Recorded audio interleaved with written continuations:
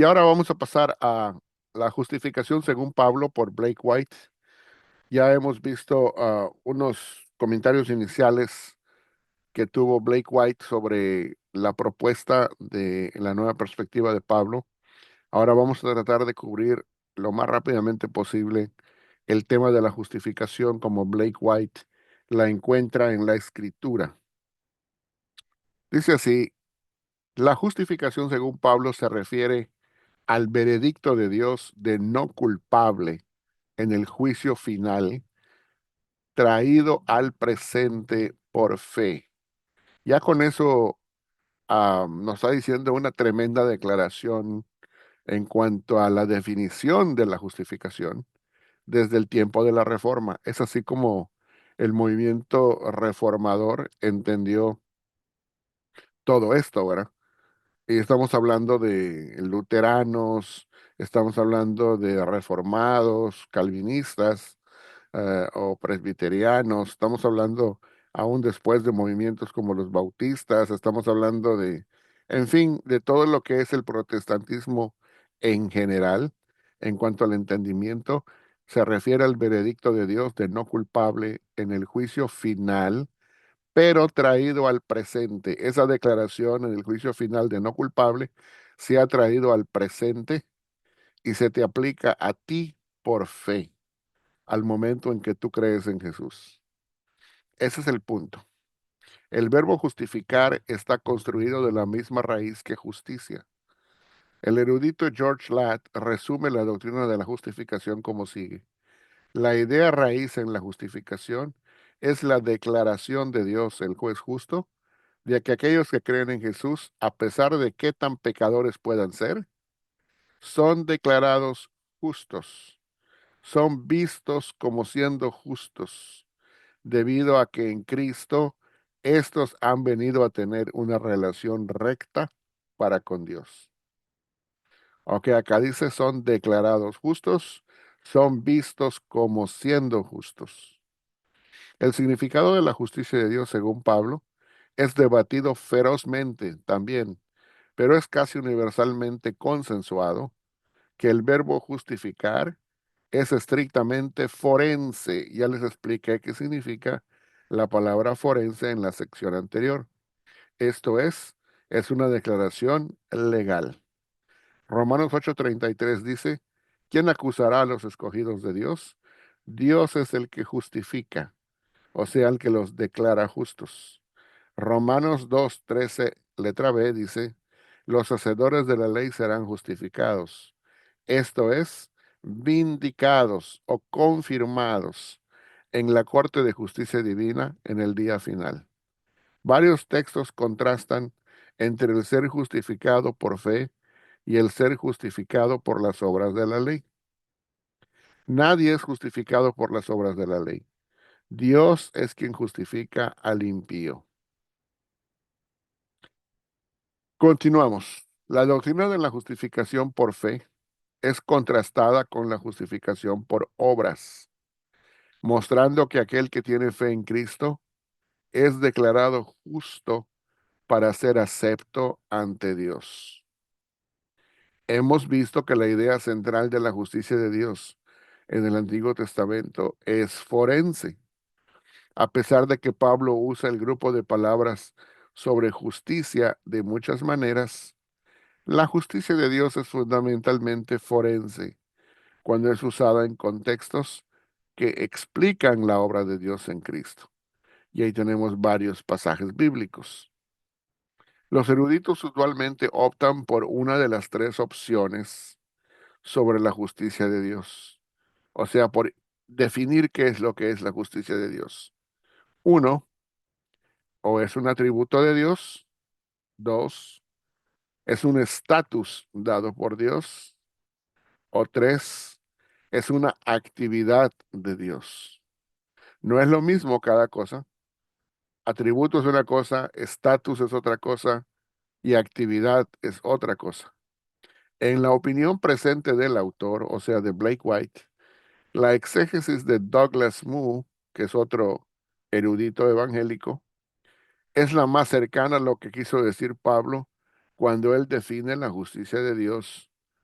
y es lo siguiente: como una actividad de Dios por medio de la cual Él trae a las personas a una relación justa para con Él mismo. Esta actividad de declarar justo a alguien es puramente forense, pero como veremos después, o sea, es puramente legal, pero como veremos después, Dios no se queda solo con una mera declaración legal, aunque sí lo es, está diciendo. El punto es que las cosas no terminan allí, sino que va a haber una continuación. Dios nos da su espíritu y nos empodera para vivir vidas transformadas. Esto de quedarse con solo una mera declaración legal es justo lo que la Biblia no quiere decir cuando usa el lenguaje de la justificación. Aunque solamente es una mera declaración legal, la justificación, la Biblia enseña que después de esa mera justificación legal hay todavía una vida por delante que vivir, llena del Espíritu y empoderada por el Espíritu, o sea, una vida transformada. Es lo que quiere decir esto. Usando las imágenes de una corte legal, es una actividad del juez, la cual es una declaración de estatus, un acto que resulta en y que en verdad incluye dentro de ella un regalo. Muchos expertos ven la declaración de estatus tanto transformadora como forense, o sea, desde dos aspectos. Algunos, como Caseman y sus seguidores, han querido distinguir la justicia de Dios como el término técnico que usa Pablo, pero la evidencia de esta pretensión simplemente es faltante. Además, Pablo usa la frase en formas maravillosamente similares. Por ejemplo, Filipenses 3, 8 al 9 es crucial aquí, donde Pablo escribe: para ganar a Cristo y ser hallado en él, no teniendo mi propia justicia que procede de la ley, sino la que viene de la fe en Cristo, la justicia que procede de Dios. Como dice en griego, ten ekteu, dikaiosinen, por la fe. En referencia a este versículo, Tom Schreiner, que es un erudito evangélico actual, escribe: el contraste entre la justicia que procede de Dios y mi propia justicia en este versículo, el contraste de Pablo entre su devoción a la ley y su ahora nueva lealtad a Cristo, indica que la justicia que procede de Dios aquí es un regalo divino. El uso de la palabra justicia por Pablo en Filipenses 3:9 es sin duda alguna forense. La justicia que procede de Dios es un regalo, o sea, un regalo que viene de el exterior a nuestro propio ser humano. Williams, otro erudito, y otros objetan que la justicia que procede de Dios no es idéntica a la justicia de Dios. Apreciamos la precisión con la que Williams trata de manejar el texto, pero resulta culpable de leer a Pablo en una forma demasiado técnica. Esto, de co- Esto se confirma haciendo notar los contextos de los textos involucrados. Ambos, Romanos 1:17 y 3:21 al 22, se concentran en la relación de uno con Dios, o sea, de uno mismo como persona con Dios. Se relaciona uno con Dios por fe o mediante la ley. Romanos 10:3 es magníficamente similar a Filipenses 3:9, donde Pablo escribe: porque ignorando la justicia de Dios y procurando establecer la suya propia, no se han sujetado a la justicia de Dios. Sigue diciendo Blake White: tanto Pablo como el antiguo Israel estaban buscando asegurar su propia justicia en vez de recibir el regalo de la justicia que es dado a aquellos que ponen su fe en Cristo. O sea, tanto Saulo de Tarso en su vida anterior como el antiguo Israel estaban buscando asegurar su propia justicia en vez de recibir el regalo de la justicia que es dado a aquellos que ponen su fe en Cristo. Pablo establece el dilema universal en Romanos 1:18 al 3:20. concluyendo con las siguientes palabras: ya que por las obras de la ley ningún ser humano será justificado delante de él. Y los versículos siguientes dan la solución. Pero ahora, aparte de la ley, se ha manifestado la justicia de Dios. La justicia de Dios por medio de la fe en Jesucristo para todos los que creen en Él. Y acá dice para resumir y parafrasear. Y aquí vemos esta doble acción. Aquí tenemos la justicia de Dios. Este es el pecador que viene a ser creyente. Y como acá está Cristo en la cruz de manera obvio, ilustrativa. Quiere decir que Cristo dice, Él tomó mi pecado, el pecado que trae el pecador que viene a Cristo, y ahí viene Cristo a convertirse en pecado legalmente, y luego la justicia de Él, su fidelidad a Dios y su justicia intachable, la recibe a su cuenta el pecador que viene a ser creyente, de manera que viene a convertirse legalmente en justicia de Dios. O sea que aquí hay un doble intercambio: el pecado de uno pasa al otro y la justicia de este pasa al otro. Dice, ninguna persona puede asegurar su propia justicia mediante la obediencia a las demandas de la ley. Pero ahora la actividad escatológica justificadora de Dios ha sido revelada aparte del pacto de la ley, o sea, aparte del pacto mosaico, para todo aquel que cree en Cristo. Sigue diciendo Blake White. Segundo los Corintios 5:21 también es un texto extremadamente importante en este debate. En él leemos, por nosotros lo hizo pecado, para que nosotros fuésemos hechos justicia de Dios en él. Fíjense, es el versículo, lo que acabamos de ver en la figura, en el cuadro, ilustrativamente, es exactamente lo que dice este pasaje. La idea forense de la justicia de Dios está claramente presente en este versículo. Dios hizo a Cristo pecado legalmente, de tal manera que en Él nosotros pudiéramos convertirnos en la justicia de Dios legalmente. El corazón de convertirse en la justicia de Dios incluye el perdón de pecados. Compararlo con 2 Corintios 5:19. El erudito Brian Vickers escribe, para Pablo entonces hablar de convertirse en la justicia de Dios indica que la barrera entre Dios y el hombre, llamada pecado, ha sido removida, pero esto no involucra una transformación, aunque ciertamente una transformación sigue como consecuencia. Esto involucra una decisión legal fundamentada en una base justa. O sea que el hecho de que la transformación no sea parte misma de la justificación, no significa que no ocurra como resultado de la justificación.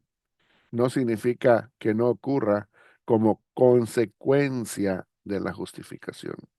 No es la justificación, pero sí es una consecuencia o resultado de ella. ¿Ok? Es lo que está tratando de explicar.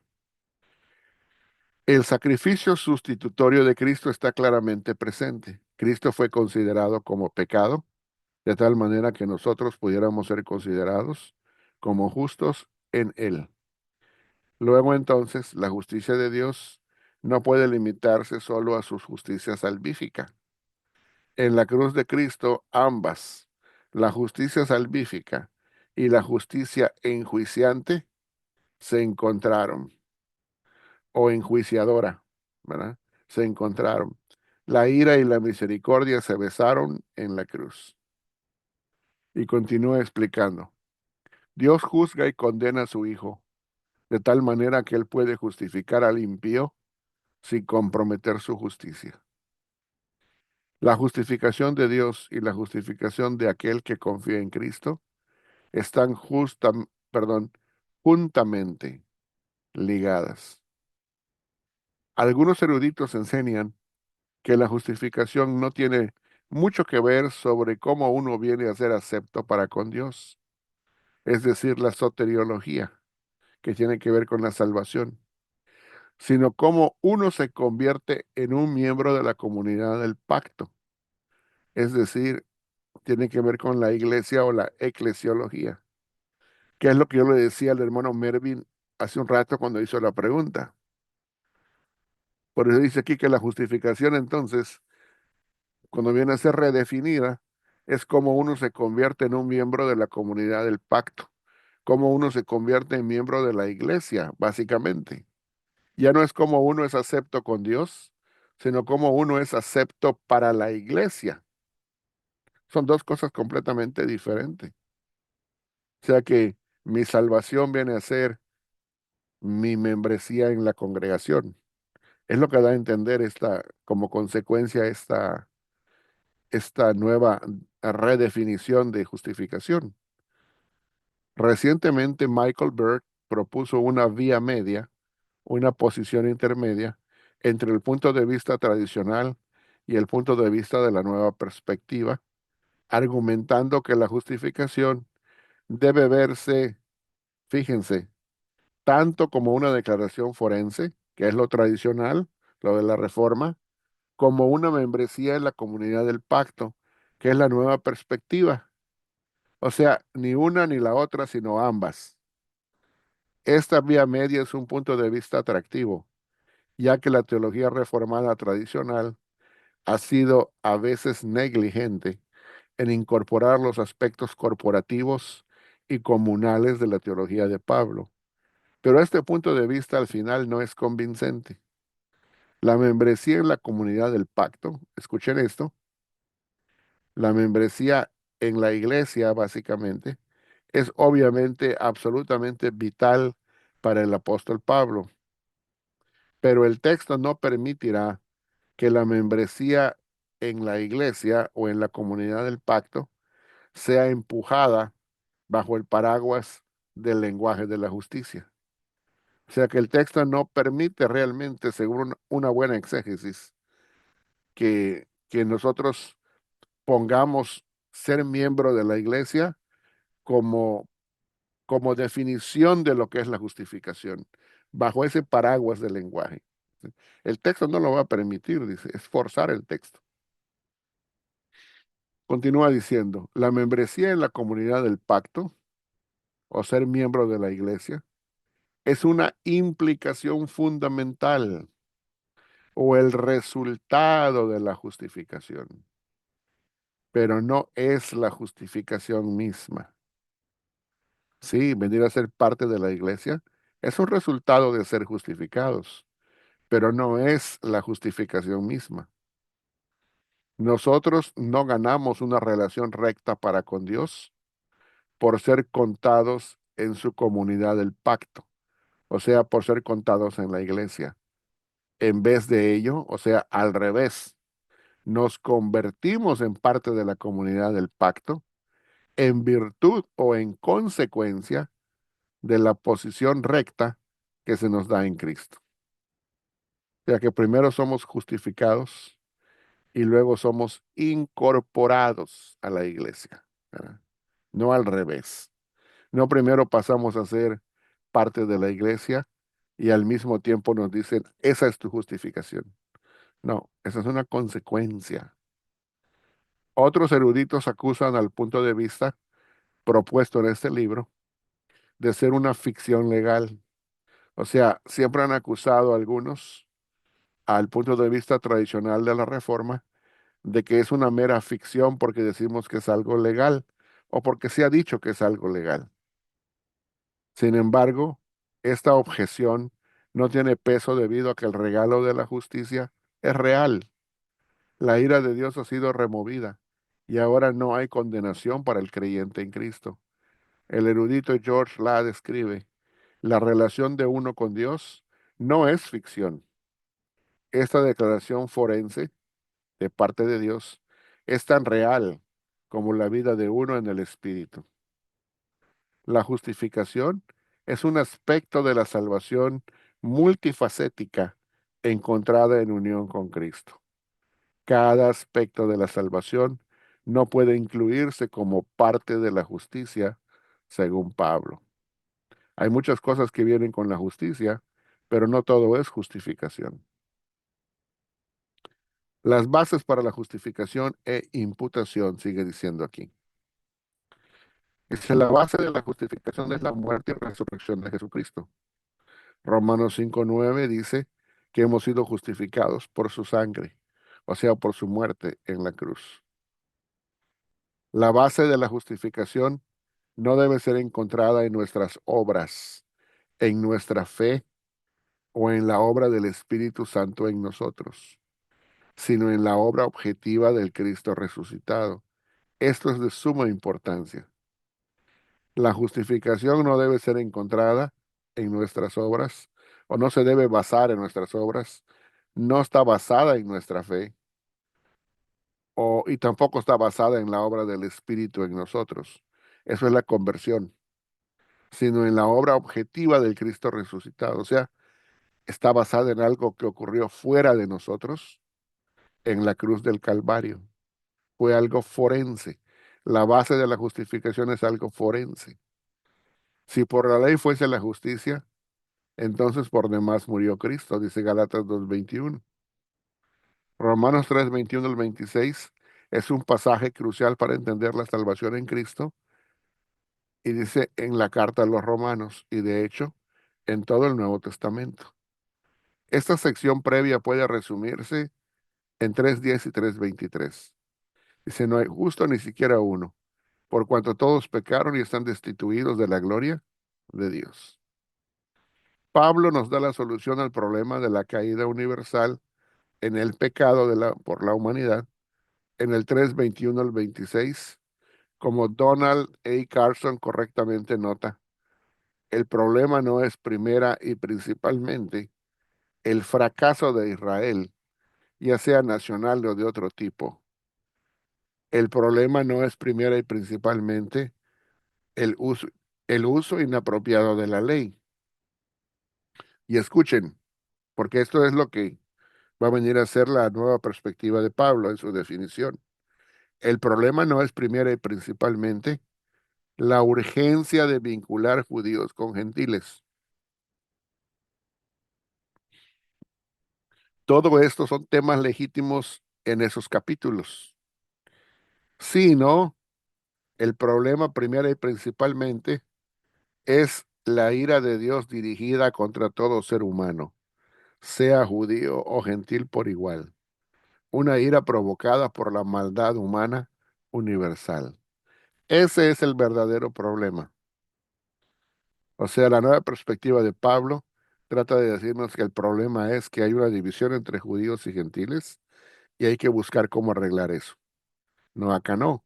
El problema es que hay una ira por, que Dios tiene por la maldad universal causada por el ser humano, que merece ser castigada y que Dios está dispuesto a llevar a cabo su perdón hacia la humanidad a través de Cristo. Ese es el punto.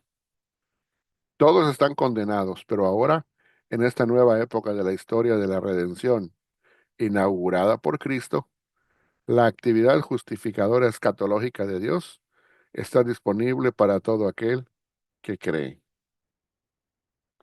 Dice, los creyentes son justificados por su gracia, como un regalo, mediante la redención que es en Cristo Jesús. Cristo fue expuesto para absorber la ira de Dios en beneficio de aquellos que creen. Dios hizo esto para demostrar que Él toma el pecado en serio y no simplemente lo barre bajo la alfombra.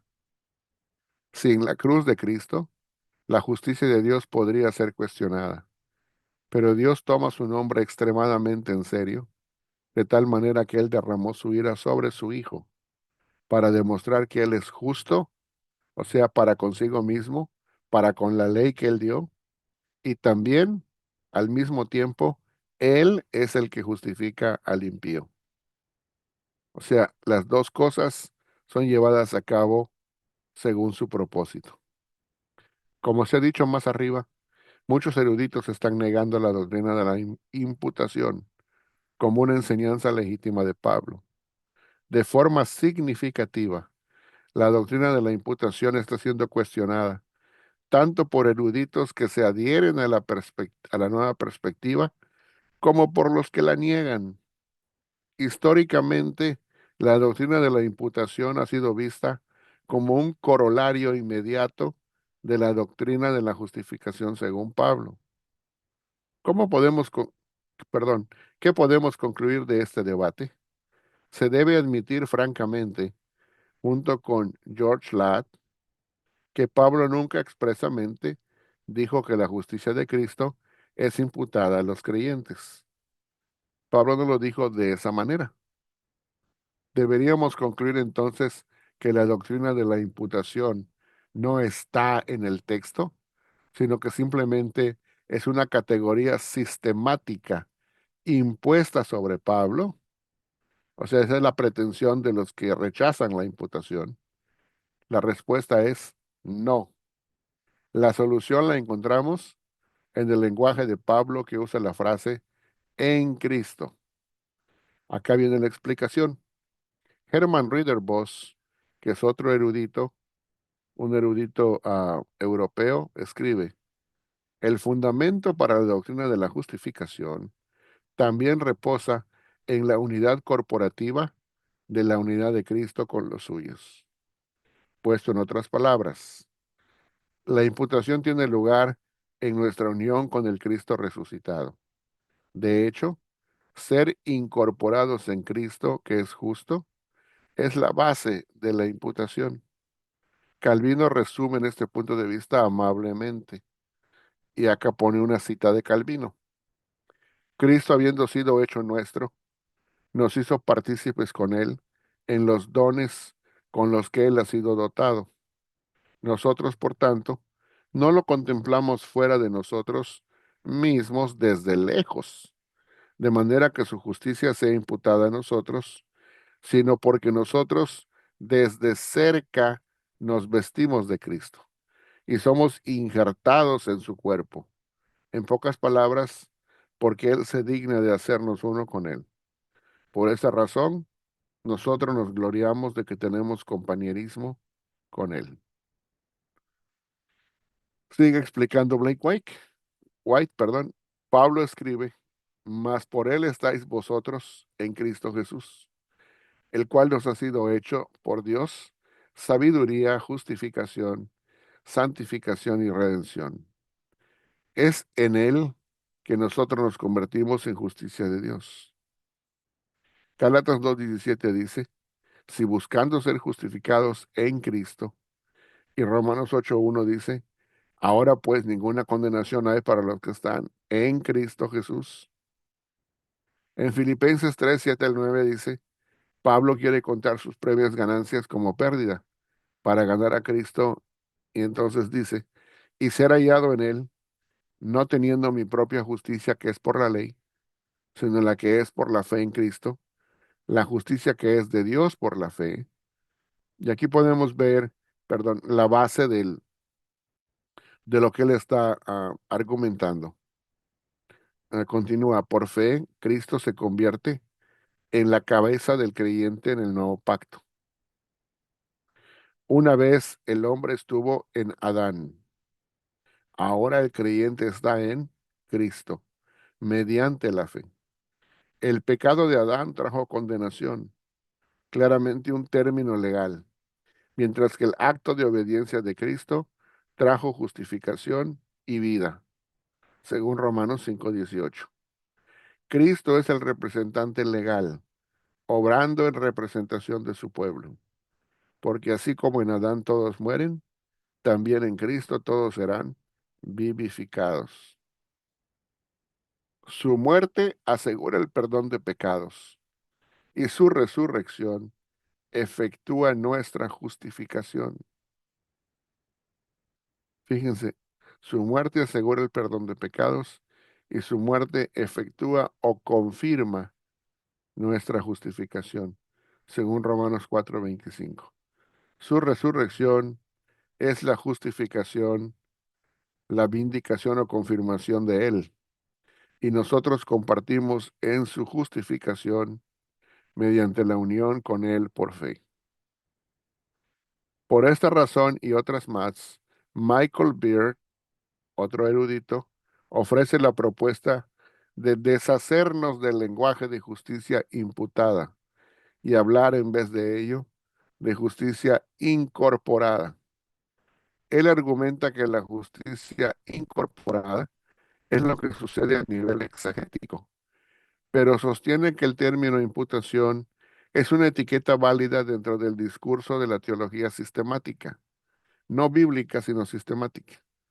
El presente autor piensa, o sea, Blake White, que el concepto de la imputación debe mantenerse y no quitarse, como dice Michael Beard, porque, después de todo, la palabra se deriva de la escritura, donde dice, porque, ¿qué dice la escritura?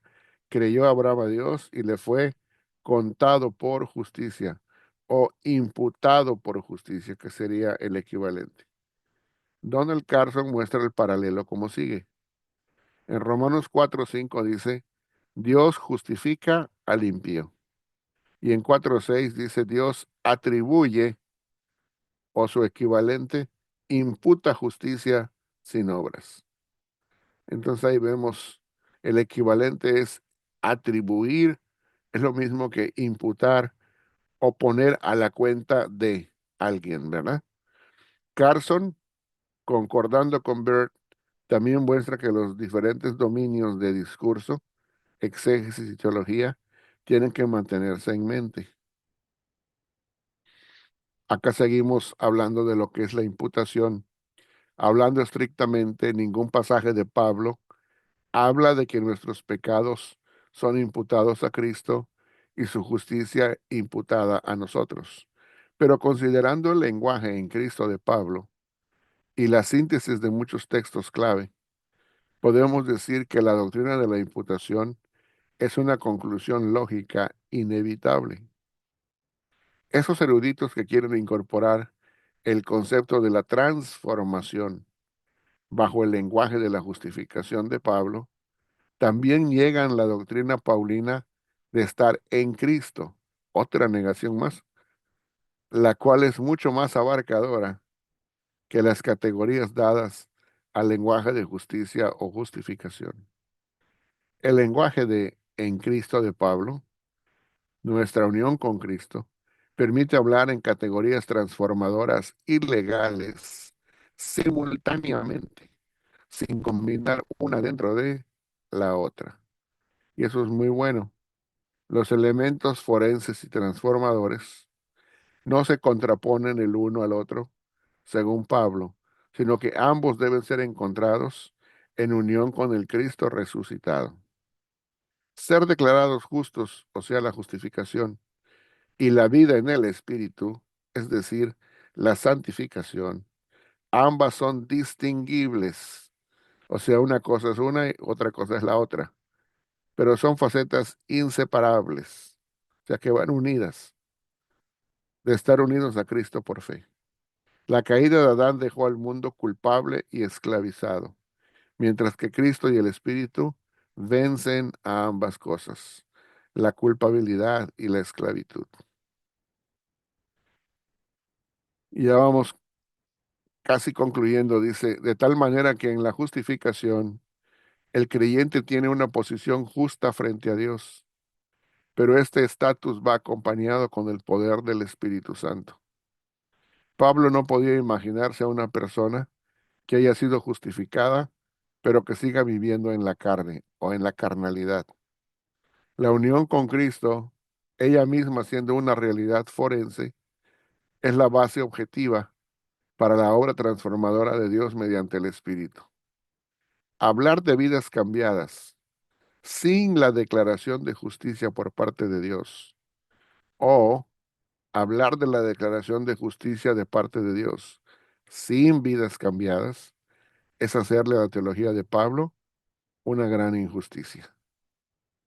O sea que ambas cosas son necesarias, son bíblicas, pero no hay que confundir una cosa con la otra, ni mezclar una cosa con la otra. Tiene una secuencia, tiene un orden y hay que saber cuál va primero y cuál va después. El instrumento de la justificación. Así como hemos visto que la base de la justificación es la muerte y resurrección de Cristo, el instrumento de la justificación es la fe. O sea que no es la base la fe, sino el instrumento. George Ladd lo define de forma muy útil como sigue. La aceptación de esta obra de Dios en Cristo, la completa dependencia de ella y un completo abandono de nuestras obras propias como la base de nuestra justificación. O sea, es la aceptación de esta obra de Dios en Cristo y la completa dependencia de ella por parte de nosotros. En Gálatas 2:16, Pablo insiste 3 veces en que una persona no es justificada por las obras de la ley, sino por la fe en Jesucristo. Ver también Romanos 3:28. Las obras de la ley en Pablo deben ser tomadas como, o deben ser consideradas como, acciones demandadas por la ley mosaica. Y continúa diciendo Blake White, en el Evangelio predicado por Pablo, la justicia de Dios es revelada a través de la fe de principio a fin. La justicia de Dios ha sido revelada mediante la fe en Cristo Jesús a todo aquel que cree. La fe es el medio exclusivo para la salvación en Cristo. Sin embargo, no es la fe en sí misma ni de sí misma la que salva. En vez de ello, Cristo salva mediante la fe. No es meramente tener fe en la fe, como en la doctrina de la prosperidad. No es meramente tener fe en la fe, sino que la fe salvadora siempre es una fe cristocéntrica. Es importante de resaltar esto en nuestros días, donde una vaga noción acerca de la fe está ganando popularidad, como lo que les acabo de mencionar, la doctrina de la prosperidad, puesto que la fe bíblica tiene un contenido definido. Concerniente a la fe y la obediencia, el lema de la reforma ha sido correctamente formulado cuando se afirma que somos justificados solamente por fe, escuchen esto, pero por una fe que nunca está sola.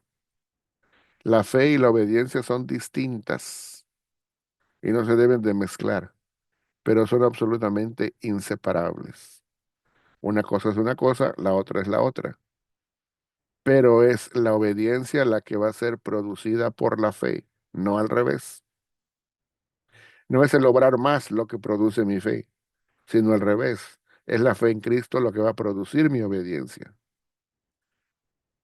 Dice, Pablo introduce y concluye el libro a los Romanos, escribiendo que él busca producir entre las naciones la obediencia que fluye de la fe en la nueva creación, la cual ya ha sido inaugurada por la resurrección de Jesucristo. La fe obra a través del amor. Pablo también habla de la obra que procede de la fe. Ahí lo dice Pablo en 2 versículos.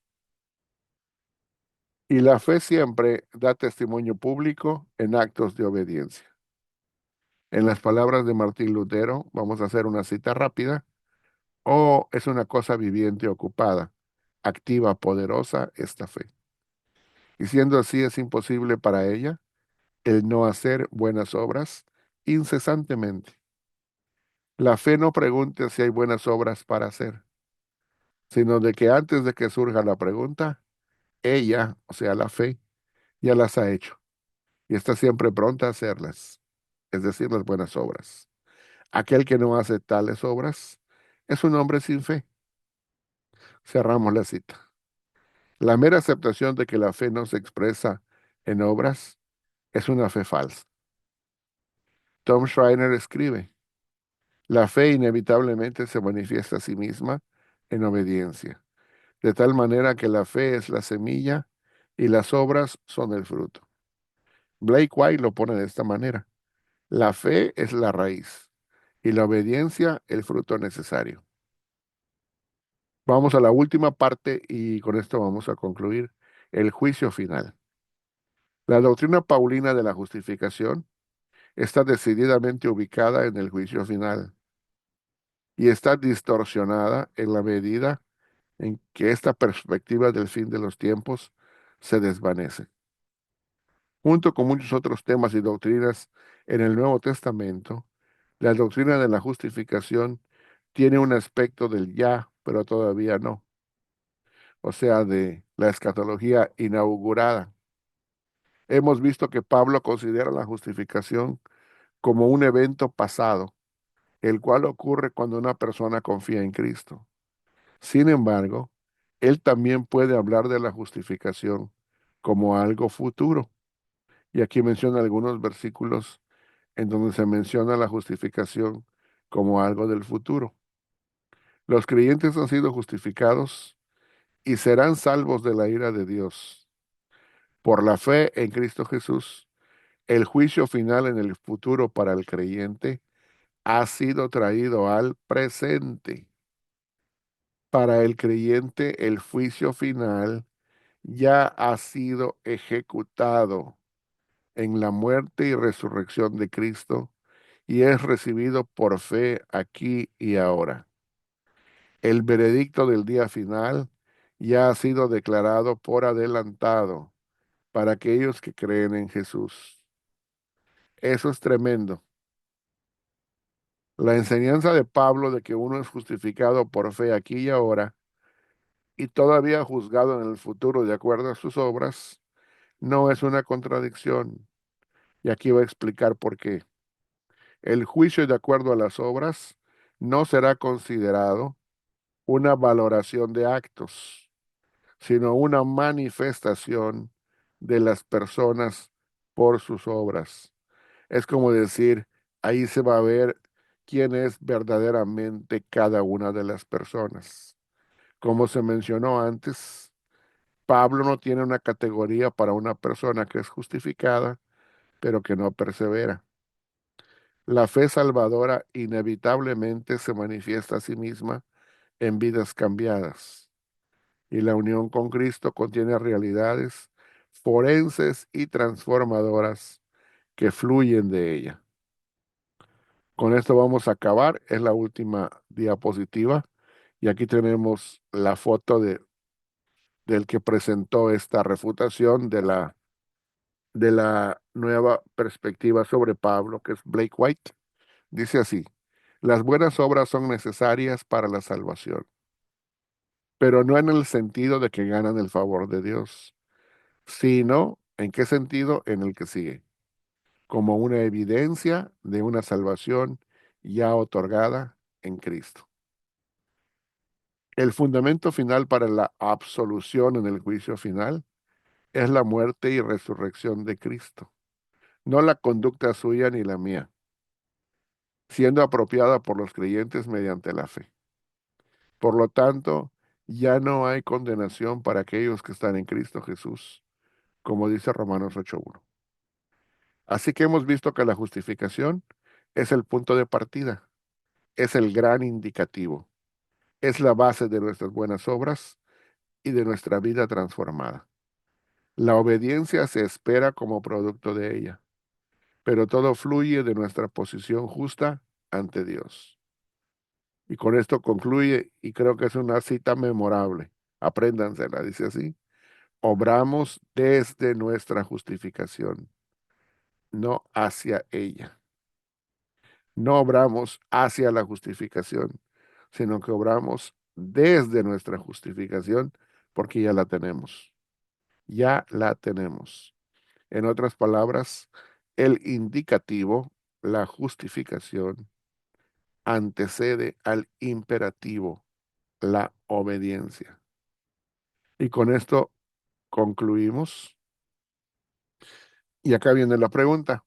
¿Qué les pareció la respuesta que hace Blake White sobre la justificación? ¿Tiene base bíblica? ¿Cuáles sus argumentos refutatorios se les hizo el más interesante, o sea, refutatorios de la nueva perspectiva de Pablo. Y acá, este es el libro que les decía hace un rato, El verdadero pensamiento de Pablo por N.T. Wright, de Editorial CLIE del 2008. Les recomiendo encarecidamente que lo compren, que lo consigan, porque les va a ayudar mucho a entender bien la nueva perspectiva. Y eso les va a dar una base para saber si tiene asidero bíblico o no. Tenemos el libro de Blake White, que es el que estamos estudiando, La ley de Cristo, una propuesta teológica. Hoy cubrimos el capítulo sobre la justificación. Y ya con eso concluimos, pero vamos a ir a las preguntas, respuestas y comentarios finales.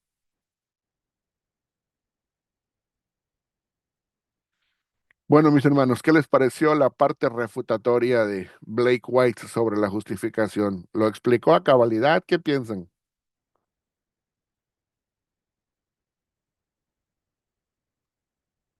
Pero no todos al mismo tiempo. Sí, ¿quién está por allá?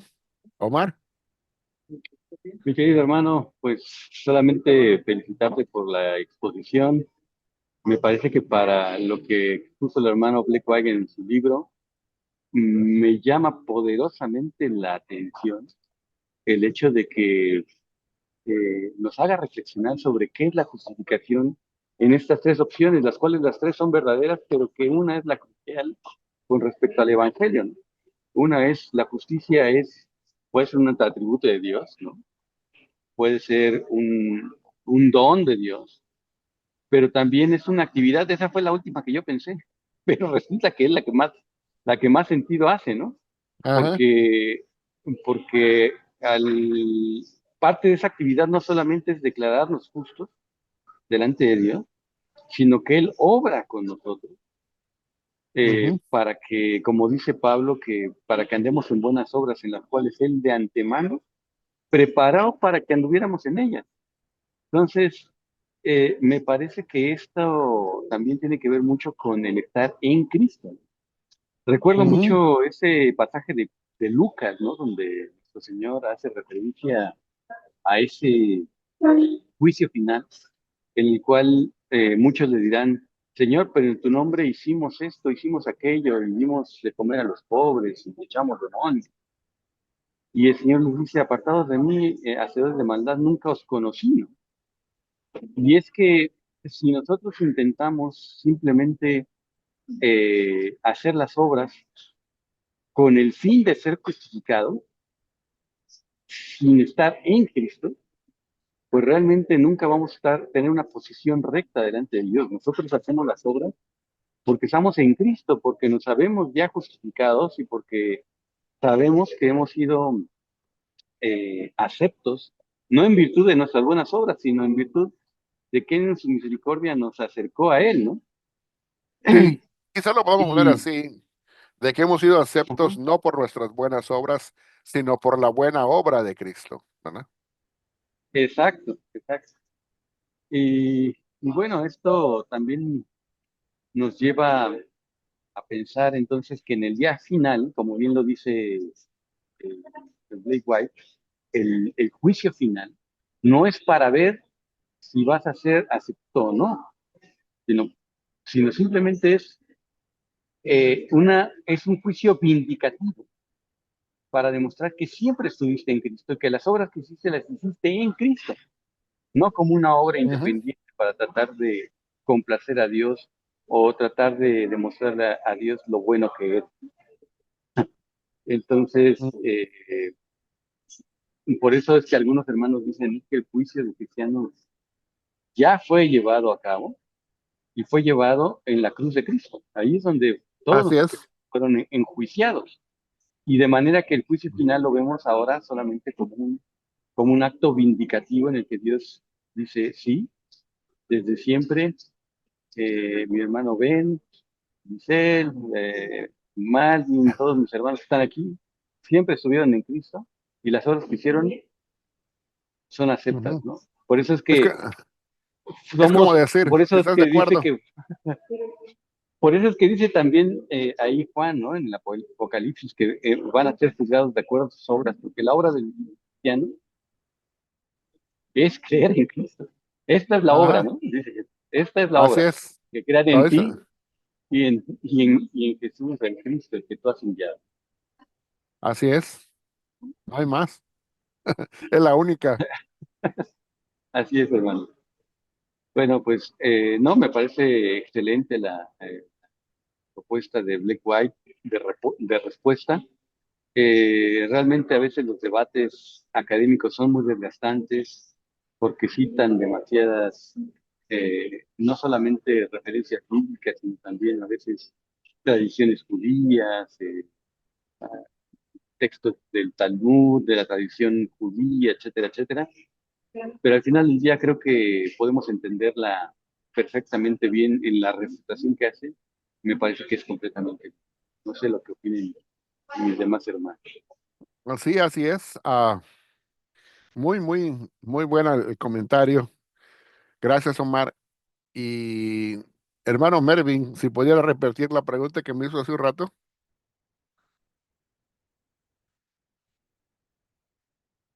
Espero que el hermano Melvin esté por allá. Hace un rato me hizo la pregunta y no la recuerdo a la letra cómo fue. Quería recordarla para ver si la podemos responder. Bueno, entre tanto llega el hermano Melvin. ¿Alguien más tiene alguna pregunta o comentario? ¿Alguien por allá en... Sé que se ha extendido el tiempo, pero acá viene llegando la Armada Argentina. Adelante, hermana Angélica, bendiciones. Bendiciones, buenas tardes. No hay problema. Si alguien tiene algún comentario, hermano Lex Roy, hermano Víctor, Wilbert Pagán, Isaac Esquivel o a las hermanas, con mucho gusto, aprovechen que estamos aquí en línea. ¿Me escucha bien ahí? Sí, cómo no, adelante. Bueno, no sé si de pronto me salga del tema, pues obviamente la exposición estuvo espectacular, sí había escuchado sobre la nueva, perdón, la nueva perspectiva de Pablo, pero pues obviamente hoy me quedó muchísimo más claro y la refutación de Blake Watt me parece magistral y la presentación, Pastor Ben, gracias, muy, muy clara, muy concisa, muy directa y muy edificante. Muchas gracias. Mi pregunta es, porque se estaba refiriendo, o se nos estamos refiriendo a cómo Cristo nos imputa su justicia, pero tengo conocimiento que exponentes de la teología del Nuevo Pacto están de pronto haciendo a un lado o eliminando la, la justicia activa de Cristo y no sé si esto tenga que ver también con el tema, si de pronto esto sea como arena movediza o sea carne de cañón para la nueva perspectiva de Pablo. No sé si me hago entender. O sea, el Sí, punto de que... Sí, sí me hago entender. sí, o sea que vamos a tratar de explicar esto. En ¿Ah? teologías, para los que no conocen esto a cabalidad, déjenme explicar un poquito. Dentro de lo que es la justicia de Cristo, hace un rato estuvimos hablando de la justicia de Cristo, que es atribuida al pecador que cree en el momento de su venir a Cristo, de su conversión, de poner su fe en Cristo. Y al mismo tiempo, bueno, el pecado del pecador pasa o es atribuido a Cristo y la justicia de Cristo es atribuida al pecador. Dentro de esa justicia, dicen los teólogos, tenemos que diferenciar dos tipos. Hay una justicia de Cristo que es pasiva y otra justicia de Cristo que es activa. La justicia pasiva es la justicia de Cristo al morir en la cruz.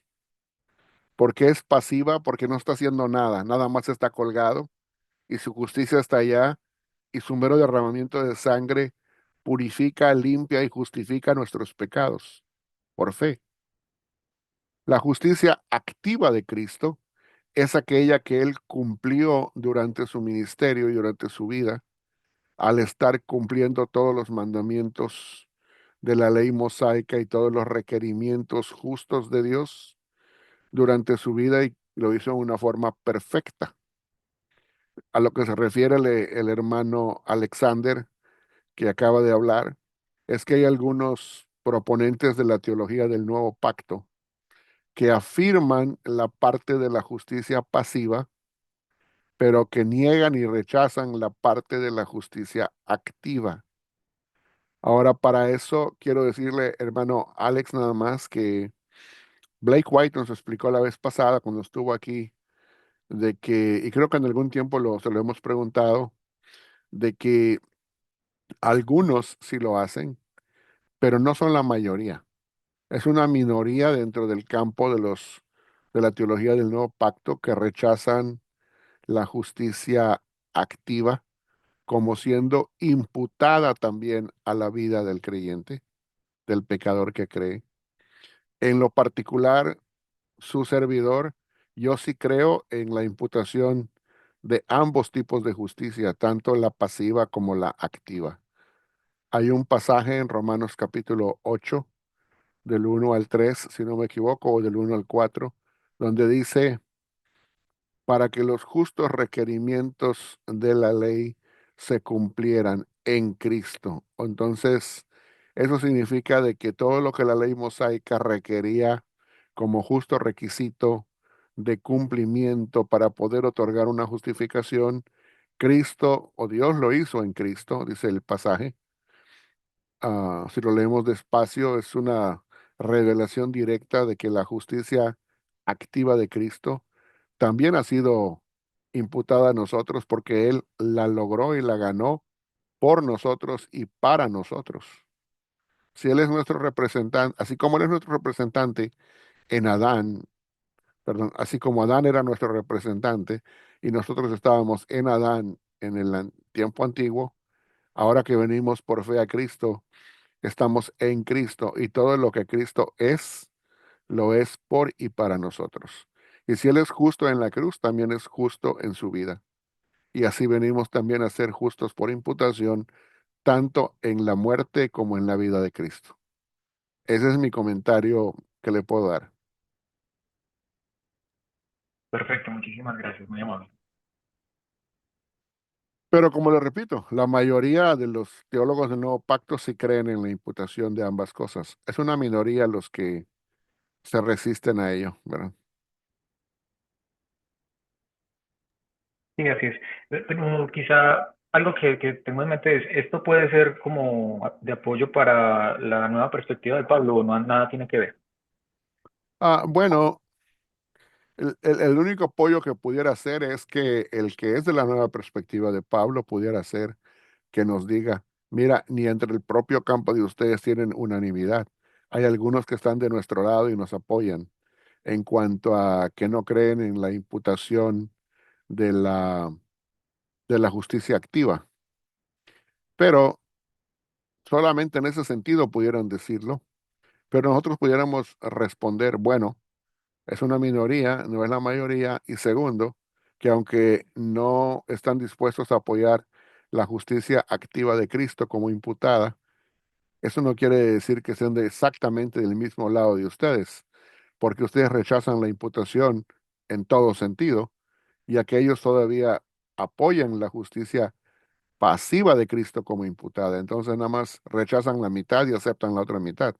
En cambio, ustedes del todo completamente erradican la imputación de un solo golpe.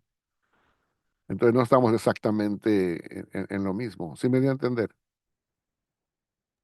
Sí, sí, me quedó súper claro. De hecho, con lo que acabas de decir me parece súper clarísimo. Pues, en un sentido, digamos que los que tienen esta postura rechazan la mitad, pero no la otra. Pero al Ajá, final así el es. concepto se mantiene. Ok, muchas gracias, muy amable. Sí, hermana Angélica, adelante.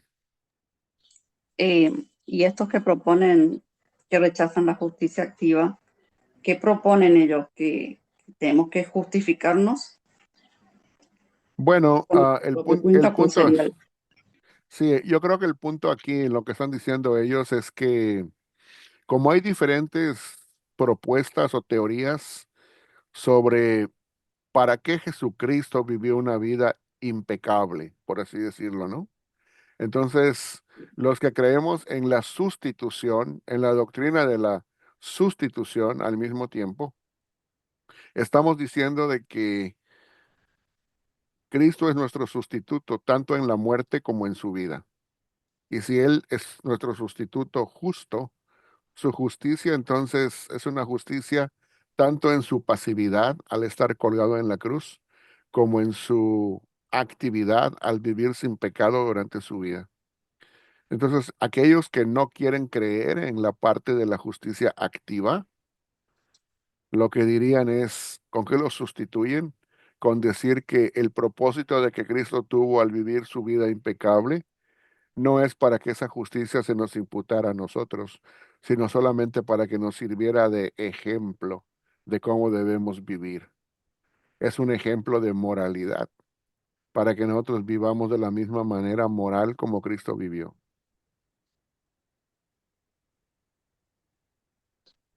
¿Sí me dio a entender, hermana Angélica? Sí, sí, sí. Sí, es bastante.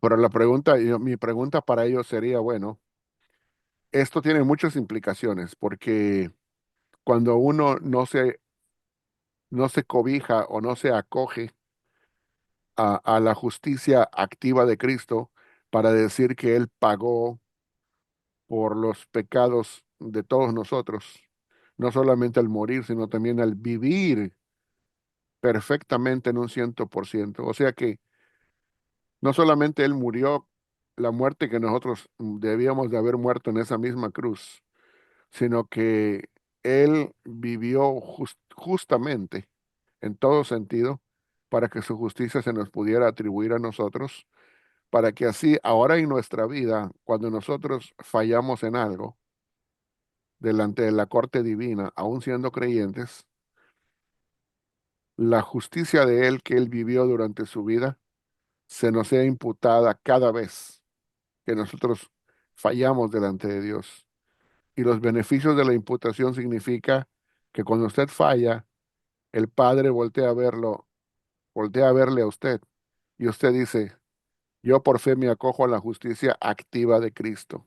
Su vida perfecta es mi vida perfecta ahora, por fe, en un sentido legal.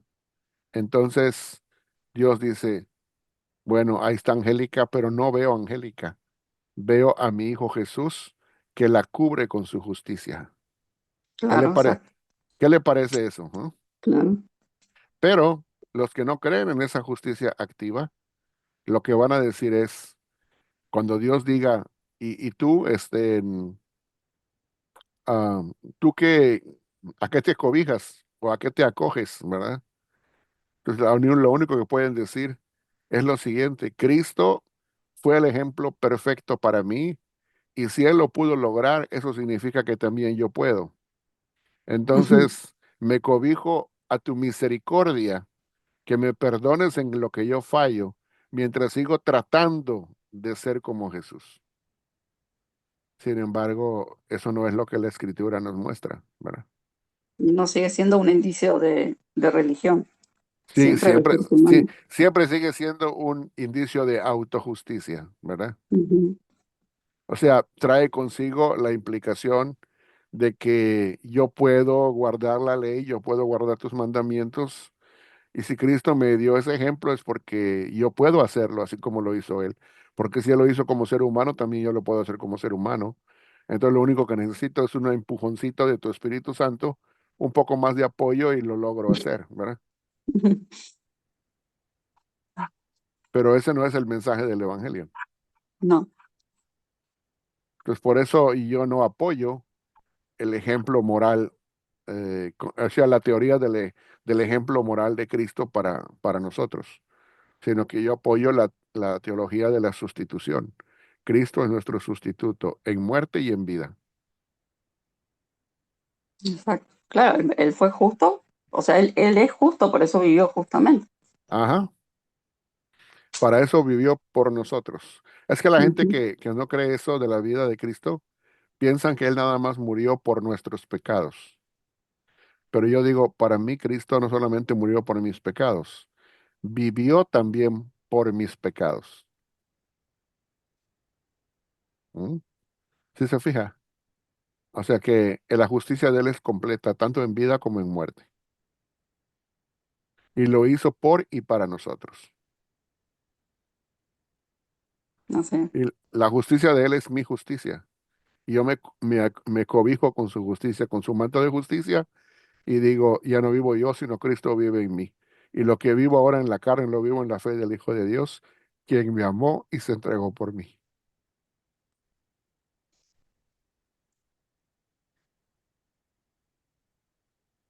Y eso es el mensaje del Evangelio, ¿verdad?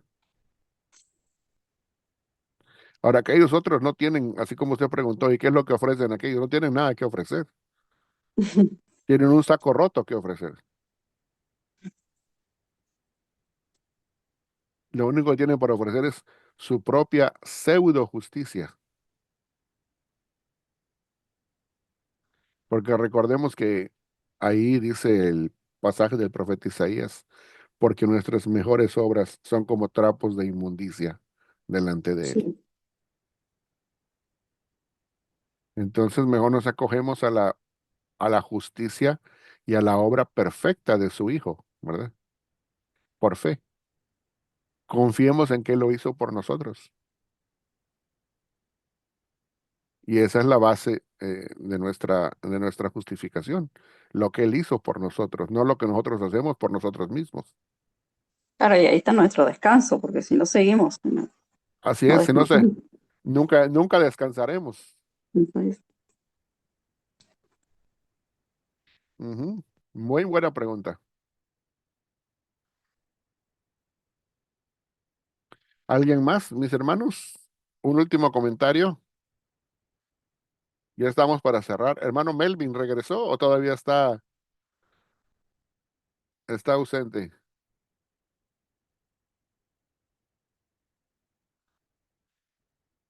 Bueno, parece que no está listo el hermano Melvin. Él tenía una pregunta.